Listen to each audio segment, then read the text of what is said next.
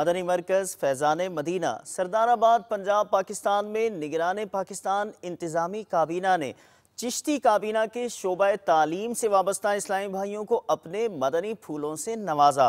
مدنی پھولوں کی خوشبو حاصل کرتے ہیں جھلکیوں سے۔ درس دینے والا خود نفع حاصل کرتا ہے۔ غور کیجئے، غوث پاک علی رحمت اللہ الرزاق آپ فرماتے ہیں درست العلم حتی صرت قطبہ، میں علم دین کا درس دیتا رہا یہاں تک کہ درجہ قطبیت پر فائز ہو گیا۔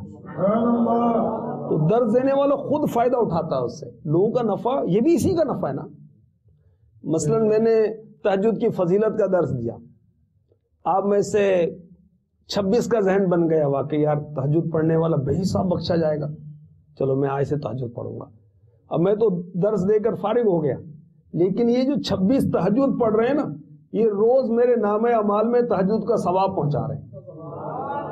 اللہ تبارک و تعالیٰ نے داؤد علیہ السلام کو وہی فرمائی کہ داؤد علم نافع حاصل کرو، وہ علم حاصل کرو جو نفع بخشے۔ عرض کی یا اللہ وہ کون سا علم ہے؟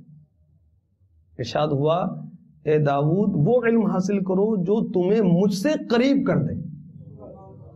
موجودہ جو تعلیمی ادارے ہیں، جو نظام تعلیم ہے، کہ اللہ سے قریب کرنے والا ہے؟ بہرحال یہ جو دعوت اسلامی کے طریقہ کار ہے، کام ہے، اس کو ہم کریں تو اللہ نے چاہا تو بہت آگے بڑھ جائیں گے۔